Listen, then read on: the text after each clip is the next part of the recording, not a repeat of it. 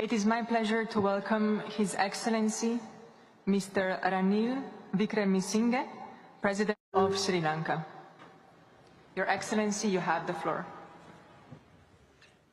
Chairperson, Excellencies, esteemed delegates, at the outset, let me congratulate His Highness and the government of the United Arab Emirates for hosting COP28, and I extend to you my gratitude for your warm hospitality. The UNEP report of 2023, Broken Promises, warns that we are facing a 3 degrees Celsius increase in global temperature by end of the century. It is we, the developing countries, that are both disproportionately vulnerable and disproportionately impacted due to our lower adaptive capacity when it comes to investment in finance, technology, and climate. The independent high-level expert group report on climate finance highlighted that at least a US $1 trillion per annum is required to combat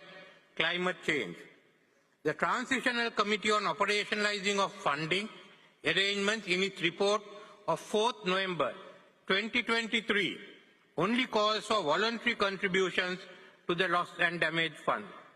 The report makes no mention of the funds needed or who the contributors are. It is silent on the issue of global debt relief. These are interconnected. Nevertheless, 4 days later, the technical dialogue of the first global stocktake highlighted the requirement of a minimum of US $1 trillion per annum. To arrive at a consensus, not to take up a contentious issue, is not a solution. Who are we fooling? Climate justice must be available to all people and all countries.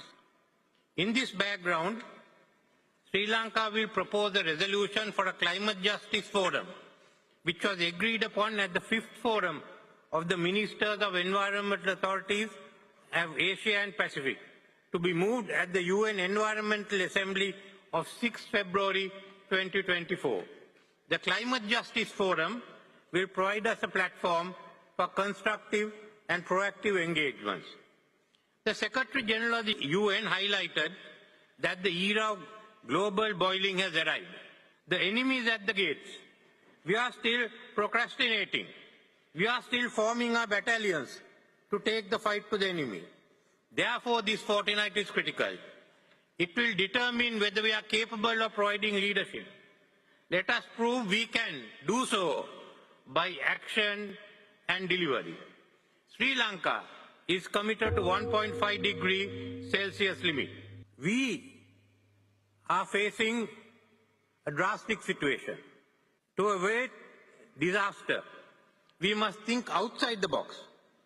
We must invest in the tropical belt to tackle the triple planetary crisis.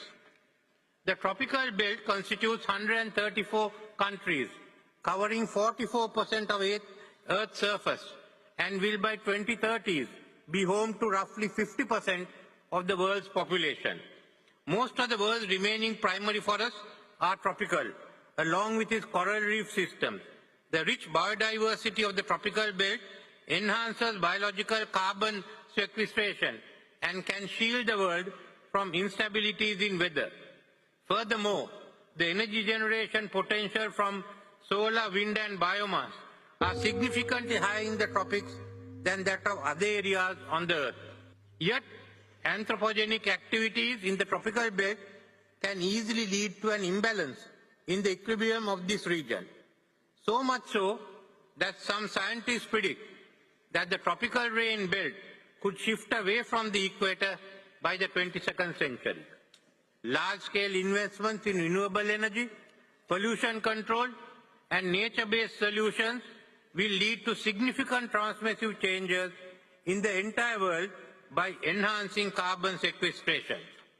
Therefore, Sri Lanka and other concerned countries will convene a panel to report on the Tropical Belt Initiative, a multi-sector program distributed not only among the whole tropical region, but the whole world. As the current chair of the Indian Ocean Rim Association, Sri Lanka is focusing on the interdependence between the Indian Ocean and climate change. A healthy ocean generates oxygen and absorbs the carbon and heat produced from global warming. Mangroves and seagrasses sink more carbon than land forests. However, the rapid climate change is altering the marine environment with rising sea levels and temperatures. Ocean acidification, coral bleaching, habitat destructions, and extreme weather patterns. These phenomena have a direct impact on human lives by disrupting ocean biodiversity. The ocean depends on food patterns and coastal livelihoods.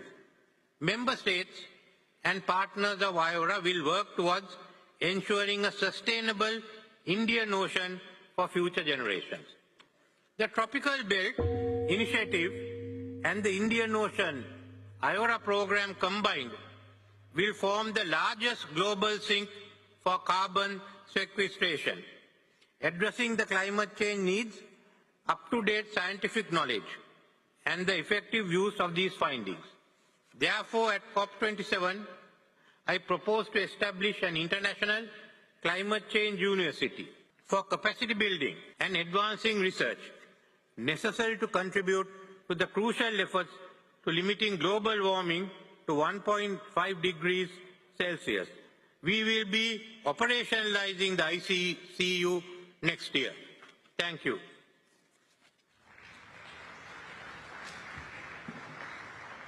Thank you, Your Excellency.